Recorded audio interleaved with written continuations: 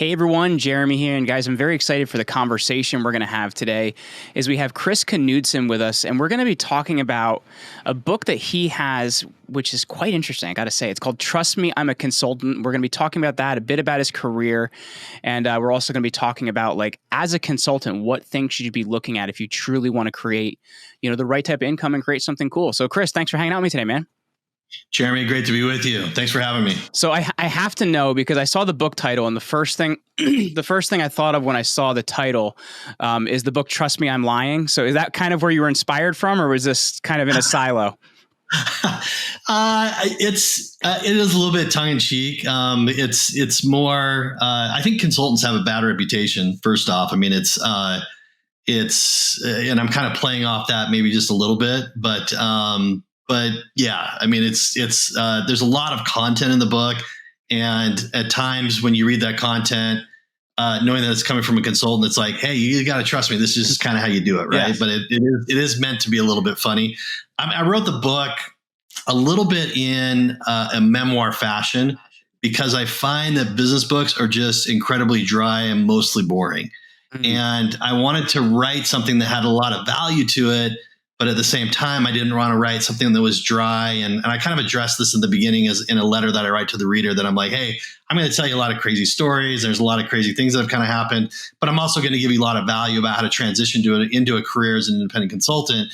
I just wanted to be in a format that would be just a lot more entertaining for someone to read, but they're going to get a lot of value from like a personal and business perspective. Yeah, I definitely appreciate that. And I was meaning the Ryan Holiday book, "Trust Me, I'm Lying." Are you familiar with that one or no? Where he talks about like how he manipulated the media? Yeah, absolutely. Okay, yep. Cool. Well, so before we get into that, I want to talk a little bit about your backstory. I know you were a big part of Purple Mattress and a lot of what happened over there. So tell us a little bit about yourself and kind of your impact out there in the world, man. Yeah, let's see. Currently, I own an advertising agency, and I do a lot of fractional CMO type of consulting work. And I typically say that my last real job was I was the chief marketing officer at a really large agency, SEO.com, which was a big SEO agency. And when I was there, I saw that there was this big need that existed in the market for fractional CMOs. At the time, this was be about 2009, 2010. At the time, there was like a lot of fractional CFO work that was going on. And I saw that and I'm like, hey, small businesses need the same thing for marketing. And so I left SEO.com, and I said to myself, like, if I can't figure out how to make this work in 6 months, or if I go 6 months and everything goes really south, I'll go back and get a real job. And that was 13 years ago. Right. And so I started down this path of doing this independent chief marketing officer consulting work that took me through a lot of companies. I recount a lot of the stories and a lot of the things in the book that happened in that time. And yeah, to your question about Purple, yes, that was I was originally brought into Purple as an outsourced chief marketing officer, as a fractional CMO, and they were just launching the brand. In fact, there was nobody that existed at Purple Mattress, which now today, I mean, Purple Mattress this year will do 600 million. I think that they were cracked maybe 750 in 2020. Wow. But in 2015, this company didn't exist. And it was really on the forefront of the direct consumer revolution in online mattress sales. And they brought me in. I thought they were totally like crazy. I recount the story in the book. I talk about how I thought this was an absolutely nutty idea. And I did see product differentiation, which is extremely important in direct consumer selling. Like, I just saw that they had something that existed there that other companies like Casper and others that were really trying to compete at that time did not have. And so I jumped into that business with those guys. And in the first 90 days, for example, we sold $10 million in mattresses. Wow. And I created that brand, its identity, its positioning. I created the launch strategy and everything that went in behind that to have it come into the market and have it be like this tsunami of destruction in the mattress space as it entered into the mattress world. And it worked, right? I mean, we built a really good foundation there, and the company's built off of that foundation from a marketing perspective, and is now one of the leaders in the online mattress world, and in retail as well, actually, now too. Very cool. And you mentioned earlier that a lot of the chapter titles and things are actually inspired by stories. And you want to make this not dry. I got to know, Chris, who is the cocaine professor? Like, that is such a wild chapter title, man. He was the professor that I got to be really good friends with. And, I'm always like, allegedly this guy, and some of the way he was acting, I think he was on cocaine. And he was just like, he was a great professor. I mean, he was this, I did an MBA at a really small liberal arts college, and everybody there, I think, was high most of the time. So, but, he was a great guy, and he connected me with a lot of people who ended up mentoring me and helping me in my career, honestly. So we had a really good relationship. Mm-hmm. It's fun. I had to ask that question. So we've had a client for a number of years, and he's actually a really good friend now. But when he first did his onboarding call, I had like one of those like Zoom things that you don't realize if you're muted or not muted. And I thought I was saying privately to the team member next to me, man, this guy's got a lot of energy. Did he do some coke this morning? So I thought I had to go on immediate damage control, and the guy thought it was funny. So he like it totally embraced it, but I'm like, man, I could have totally like just eaten it there. So when you write your book, you're going to have a chapter called The Cocaine Client. Amazing. Well, Chris, I want to take a look at, first and foremost, why are you helping consultants? Why is that important to you? Because I think, people are looking, they're looking at coaches, looking at all these different things. There's a lot of attention on that. But in my opinion, I think consultants are actually the ones with the real knowledge and data and things like that. So why are you putting so much attention on them? I've had a number of people who've approached me over the years, a lot of people who are like, hey, how did you do this? Like, I'm stuck in corporate hell, and I'm trying to figure out how to escape corporate hell. And it's usually someone that has a technical skill set, which is a really great, if you have that foundation, something, let's call it accounting, you're a graphic designer, you're a media buyer, you're a computer programmer, an engineer of some type, you have a great technical foundation to become a good consultant. And as I met with people, I started to notice, like, especially as I would meet with people and then they would go out and they would go for it. And they would go into the world of independent consulting. I started to notice that there were a lot of defining traits that told me if someone was going to be successful at being an independent consultant or not. And we can dive into a lot of what those things are. I spell this out in much detail inside of the book. But for instance, I spend a lot of time talking to the reader, I should say, and asking the reader, like, what type of an employee are you? Because frequently, the type of employee you are will be a very good indicator of who you will be as an independent consultant. And I speak a lot about the 80-20 rule, for example, that 20% of your employees in any company are your rock stars and 80% are not your rock stars. And you really need to be a 20%er in the company that you're in. And you need to have those high EQ, those high emotional quotient skills, and probably good management skills in order to leave the corporate world and go into independent consulting. Most people, that 80% that I'm talking about, those people need a boss. Mm-hmm. And if you are going to function in a world where you're going to be independent and you've got to go out and you have to create your own momentum and you have to find your clients, and I speak in great detail about how to go do all of this in the book. Mm-hmm. But if you're going to go do all those things, you really have to be a self-starter. Yes. And in fact, there's one point in the book where I say, hey, look, if you're lazy, just put this book down because this is not for you. If you're lazy, you're not going to be able to go and do this. And if you're not lazy, if you're a self-starter and you're a go-getter and you're going to get after it and you're highly motivated, then keep reading, right? So I spend a lot of time talking about those traits and specifically what are those things that really define you as an individual that will definitely help make or break you as working on your own and being an independent consultant. I can appreciate that too, because I know for myself, like you mentioned, those like 20% people, like those are the people, like they're really hard to find. But man, when you find one, I think a lot of business owners are concerned about like, well, should I train this person because they could leave me or whatever it may be. What we've actually done in our business, and it's been really helpful, is I found other entities we can spin off or other things we can do for the business. So it's kind of like they're, I don't know, like a business owner inside a business, if that makes sense. And that's what we've done with our 20% type people, because man, they're awesome to have on your team when you can have them. Oh yeah, their goal. I talk about it like if you're a business owner and you have a 20% technician, like if you got a 20%er computer programmer in your business, do everything in your power to hold on to that individual. Right. I have a chapter in the book. It's the devs are doing cocaine in the bathroom again. Right. And that's one of the chapters in the book. Is there a lot of cocaine in this book, man? I had a buddy who called me. He's like, dude, I found out that my developers are all in the bathroom doing cocaine together. And I'm like, what are you going to do? Fire me? He's like, I can't fire those guys. He's like, I can't fire my developers. He's like, and now my problem is, a bunch of my other employees have found out that these guys are in the bathroom doing cocaine and they want to get in. And I'm like, oh my God. I mean, this guy had all these kind of problems, but you got to hold on to those 20%ers. Yes. You got to hold on to those 20%. And if you're a 20%er right now, which I define this very deeply in the book, you've set yourself up really well to leave corporate life and to go make a lot of money being an independent consultant. And so that's the people we're trying to really grab. And if you're an 80%er, I spend a lot of time with those people in the book too. I'm like, hey, here's what you have to change. Here's what you have to do to get successful and become a 20%er and then be successful as an independent consultant.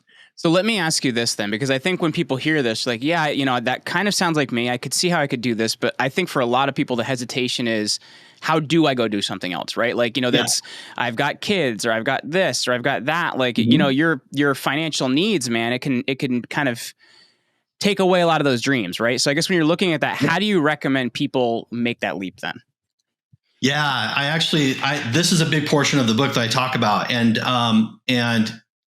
I'm definitely not going to be one of those guys that says, oh, hey, you got to go buy the book for me to tell you all the secrets to this. I'm happy to talk about any of those secrets, especially in a podcast, because there's a lot that you have to consider. It's the ideal time to start doing independent consulting is when you are in a situation where the things that you own start to own you, as they say in Fight Club, right? Where you're probably 30s, 40s, you have a mortgage, you got a marriage, you got kids, you got all those responsibilities of life. And you're looking at it going, okay, how do I manage my financial obligations and my familial obligations and still make this leap out of what I think is a quote unquote safe paycheck, right? No paycheck is safe. I talk about this in detail. There's no such thing as a safe paycheck. Your only real stability, frankly, in my opinion, is in yourself, your own abilities and skills. 1000% true. That's exactly right. Which is why I tell people that you really have nothing to lose. You actually should go do it because it's more stable when you can control your own environment and you can control your own output rather than relying on some nameless, faceless person who's looking to try and boost the stock price by 2 cents. And they look at your name on a list and you're cut, right? You're laid off. And what happens frequently if people come to me that are in exactly that situation where they just got laid off and they're like, I don't want to go back to that world ever again. How do I do this? Right. It's more ideal that if you're in that situation and then you can create a plan, and there's a very specific plan for how I leap out of employment and I go into independent consulting. Frequently, your employer might be your best first client, right? This is a really tricky, and I talk in depth about how to have this conversation with your employer, where it might be like, hey, it might be better for me to work for you on a 1099 basis rather than being here working full time. It's a W-2, and that it's a hard conversation. It's a tricky conversation. You need to make sure you do it correctly so that your boss isn't looking at you and then he's like, well, I think you're just going to be fired then or whatever. But it's like, you have to look at your network of people that you know. If you don't have a network, you have to create one. Your reputation is everything. Like, I know a lot of people who are really good 20% employees who have a very good reputation in their local area and are really well known, and they could get a lot of clients, but they just don't know how to bridge that gap. I call it the Indiana Jones invisible bridge, right? Where you remember in the third Indiana Jones movie where Indy's got to step out onto the invisible bridge. And when he finally takes that leap of faith, he steps onto the bridge and then he throws the sand out over the bridge and it's been there the whole time, right? And that's what it's like to really step out into independent consulting, is that you kind of have to take a little bit of a leap of faith. But I want to make sure that you're doing it in a very, very calculated way, right? Don't throw caution to the wind. Don't shoot the horse you're riding. I say you've really got to have about 6 months of financial runway to make sure you don't, end up in bankruptcy trying to go and do this plan, right? And lay out a lot of those steps that you really need to go through, even in to the level of you have to have spousal support. Yeah. If you don't have your spouse's support and you're married, or your partner's support, and you're together and you have financial obligations together, you're going to put yourself in a really tight situation as you're going out and trying to make this work. So having that familial support, or that support of your partner and your family, is going to be critical in your success as you're going out and doing this. So there's a lot of factors that come into play here. And the book is really a how-to guide. It's always frustrating when you pick up a business book and you're like, oh, this guy's going to drop all kinds of cool wisdom on me. And you get like the 30,000 foot view. And I hate those books, honestly, with a passion. So I wrote a book in great detail about how to take these steps to get out there and be your own boss. There's a big, and you mentioned it with business books. That's a huge problem, man. I like to call it the application gap, right? Like people are like, oh, here's these giant ideas, these giant concepts. And it's like, that's nice, but what do I actually do with it? Right. And I think that's, in my opinion, that's a problem with a lot of education as it goes. Like application is totally missing. So that's an important thing to point out. But I want to go back to one thing that you said about spousal support, because I've been in business with my wife since 2015. I actually I don't know the opposite. So I don't know how you would do it otherwise, right? Because it's like, all right, well, we're going on this business trip, or we're doing this, or we're doing that, because otherwise it creates a push-pull, right? Mm-hmm. Yeah, you got to have it, right? You have to, and if you're going out and I think about it for myself, so I thought about this a lot. My spouse and I have talked about this quite a bit.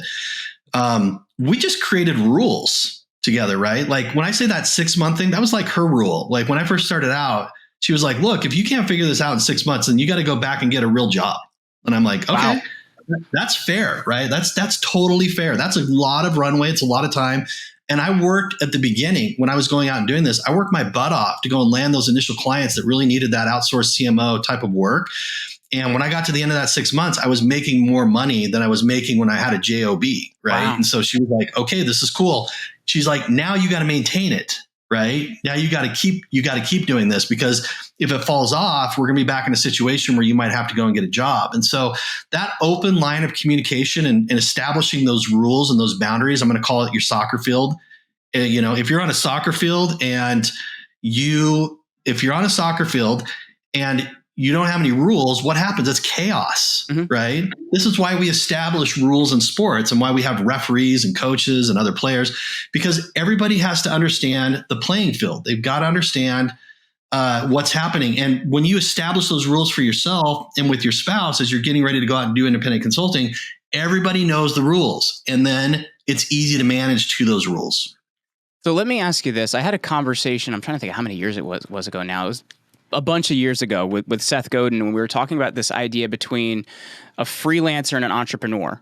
And I'm curious, how you see kind of that dichotomy fitting in with people going into consulting, because, people may want to do it, but maybe they're not a fit for it. And others may want to do it and they're a great fit for it. So how do you kind of manage that dichotomy between being a freelancer and being an entrepreneur? Yeah, an entrepreneur to me is someone who it's actually where I've evolved to, right? Because now my consultancy has evolved into a sizable agency, right? Because my clients needed more than just my consulting work. They needed actual, they needed marketing, they needed video, they needed media buying, they needed data, right? They needed all those things. So I naturally just evolved my singular entity, individual consulting into, now there's a bunch more people and it's turned into a larger business, right? Mm-hmm. You have the choice. You can decide as an individual. You're like, well, hey, I don't want to manage people and I just want to be my own person. And I just want to be, I just want it to be me. And I'm out there. And I know a lot of people who do this and they're very successful at it, which is, I'm just going to be my own person. I'm going to go get my own clients. I'm going to fulfill my own work. There is some danger in that, because you only have so many hours in the week, right? So you only have so many hours to fulfill, to sell, and your growth is really constrained by that model, right? Now, if you can manage to that, and you can manage your clients, and you do a really good job for your clients and they're retaining you, then you're probably going to be okay. But the place where you really evolve to is probably into the model that I'm into right now, where you're going to grow out a business where you're eventually going to have employees. And the thing that I like the most about that is I don't have to fulfill. In fact, I don't do any fulfillment anymore. It's all done by other people inside of my organization. I'm mainly just interacting with the client, managing the company, the clients, I should say, and managing the company at this point, right? Now, there's things that we're planning internally to build and go do. We're looking at different software projects we want to go right now that maybe take it even to another level, right? That's above and beyond just kind of like in our world, the agency approach, right? So, Jeremy, it really comes down to like that individual and what their goal is. They're like, hey, if I just want to be my own self and I'm just going to go do it. I have a really good friend who does this and he's successful at it all day long. And, I think he makes $30,000 a month and he's an independent consultant. It's just him. And he's very happy with that income and he's very happy with that model. And other people I know have jumped into it and immediately they were hiring people and they were starting to build something that was a much larger business than just like a one-off, I'll call it. So let me ask you this, because I think something that you really pointed out there, which is important, is, where you started versus where you are now are two different things. And I'm curious for people listening to this, I guess, what things did you concentrate on to like fill that skills gap for yourself? Because you're going to find that there's some things you've gotten your own you're great at. There's others that you're really lacking in. So how did you focus on filling your skills gap? Yeah. So I either got educated, I educated myself, I spent time going and getting educated, or I was upfront with the client and I told them that's not my skill set. Right? Because marketing is really diverse. I mean, there's a lot of different things that you can do in marketing, and there's things in marketing that I just simply don't do. Right? So if I was talking to a prospect or a client, I would be very upfront with them and be like, well, I'm not your guy really to go and do that, but I can refer you to other people who are really good at that, or they can go do it, or don't hire me at all because it might just be a disaster in the first place. Right? You have to find this balance between, especially in the beginning when you're going out, what I'm going to call doing sales, which is going out, prospecting and finding the companies to go work with, which I spent a lot of time in the book talking about how to go do that. And then actual fulfillment and spending time with your clients as well. And there's a ratio of time that you should spend doing those things. And it's very much different depending on what it is that you're doing and the types of services that you're offering. But again, that comes back to that balance that's really tricky, especially if you're just a one-person show. That balance and finding that balance and maintaining it and being successful while you're doing it is tricky, but it can be done. There's tons of people who do it. This world where you are an individual out doing type of consulting, you're going to make a lot more money than you probably made working inside of a company, right? These people that are in this world, this is your workhorses in the economy, right? Yeah. Because you're going to make more money. I mean, people who are making $300,000 to a couple $1 million in income a year, which you can do in this model very easily. Especially, you can get up to a couple $1 million a year in income in this model very easily, right? I shouldn't say that very easily. There's a lot of work involved, but the model and the understanding of the path on how to get there is actually really straightforward, right? Yeah. And we talk about that. Like, this is like, if you're going to go in, you're going to go and do this, you can do it for a lot of different motivations. Like, I don't want to get away from my boss. I hate my company. I've always wanted to work for myself. I think I have way better skills than what's being appreciated inside of my, whatever it is. And if your motivation too is like, look, I just want to go out and make more money so I can afford a home, I can put my kids through college, and I can drive a halfway decent car and all this other stuff. That's great motivation, right? I think it's totally okay to have those types of financial motivations. In fact, I think it's actually really important, right? So there's a lot of different ways that you can get into it, a lot of different motivations. You can go down that path where you're going to build something a lot bigger. You're going to hire employees and you're actually going to run a company, or you can stay an individual and you can just do it that way too. So that's the thing that's awesome about it. It's customized to you as an individual and what your goals and your output look like. Very cool. Well, Chris, the book once again is called Trust Me, I'm a Consultant. Where can people find it? Where can people find you, man? Amazon. Jump on Amazon and you can find the book there. Website is sevenfigure.consulting. That's not a .com. It's just www.sevenfigure.consulting. And you can find me there. You can find places that you can buy the book from that website. And yeah, that's how it works. Very cool. Well, Chris Knudsen, thank you so much for hanging out with me today, man. Jeremy, appreciate your time. Thank you very much.